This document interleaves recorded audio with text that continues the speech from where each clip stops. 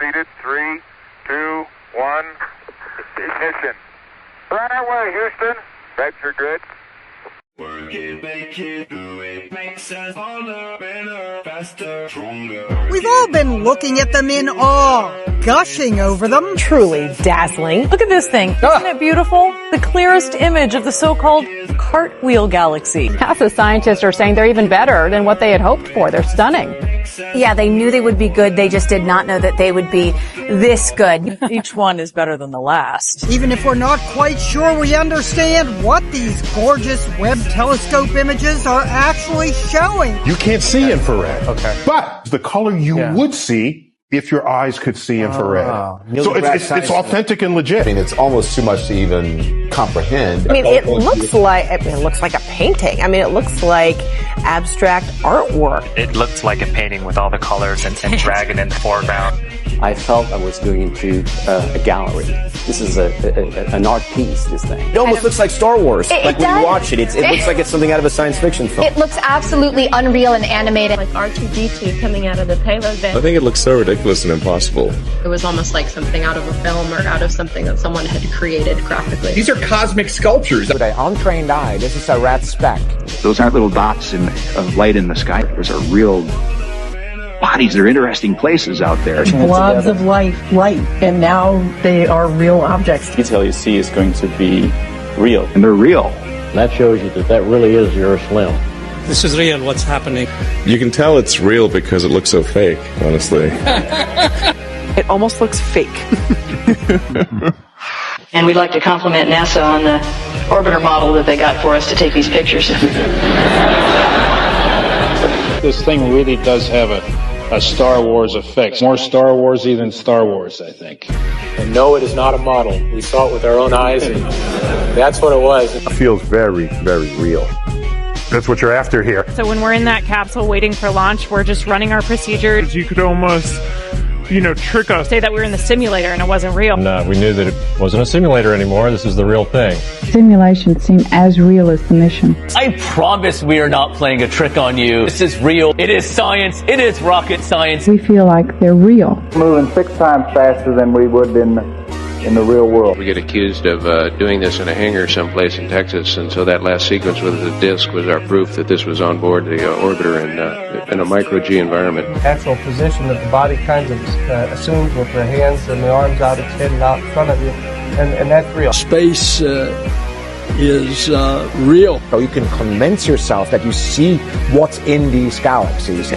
So I think there's a good bridge here to make between science and art. To transform into something real. The views of our blue marble in the blackness of space, now capturing the imagination, now capturing the imagination of a new generation. Really captures people's imagination. Just capture my imagination every time. It's hard to even imagine that that's true. Makes it seem a little bit easier to imagine. I could barely imagine. I just cannot even imagine. You almost couldn't believe that it was happening. What it takes to imagine, much less attempt a mission this ambitious. Kind of blows my mind. Almost hard to wrap your head around. A little unbelievable to me. This is a new era of the unbelievable. Discoveries that were miracles a few short years ago are accepted as commonplace today.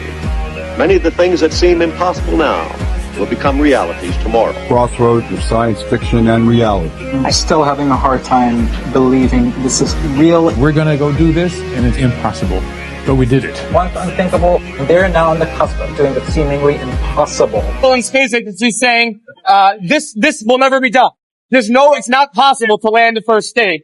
And they did it. Smart people have figured out how to make all that work, and that's amazing to me that we have people in our country that know how to do that. The impossible comes possible. The way they could fix it over 1 billion miles, nothing but radio waves, was truly remarkable. Truly remarkable. No aerodynamic or aerothermal test facility can recreate the conditions that we will see. Something that could never be accomplished in a laboratory here on Earth. Power is on the order of about 1/20 billionth the amount of power required to power my digital watch. The accuracy required to reach this remote planet has been compared to a golfer sinking a putt 1,000 miles away. It's kind of incredible to think that vehicle lifts off on top of a bunch of rocket engines, pushing it out into space. You do all that stuff, and then it comes back in and lands like this, like an airplane. Unbelievable.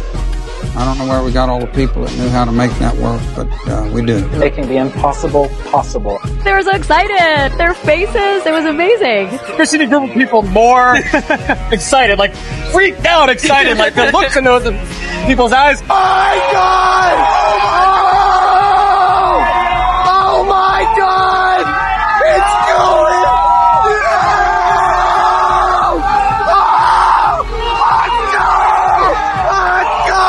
Not everybody can be a robot polisher. You think that's a hit in elementary schools? The design holds some inspiration from the Star Trek USS Enterprise bridge. Look how their eyes get big when you start talking about space. And that becomes the only reality. Those little minds. Dragon was named after the fictional Puff the Magic Dragon, named after the Millennium Falcon from Star Wars. Flat Earther community seems to be growing. Surprised at the number of friends I have that believe the Earth is flat. Bro, when you, I'm shocked. And this is not just amongst Christians.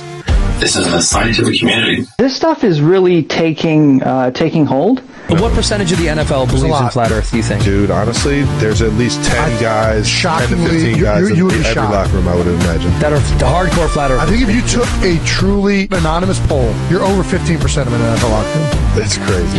What? I had to battle half my team thinking the Earth is flat this year. I'm telling you. Getting out of control. Can you please help it? Can you please help it?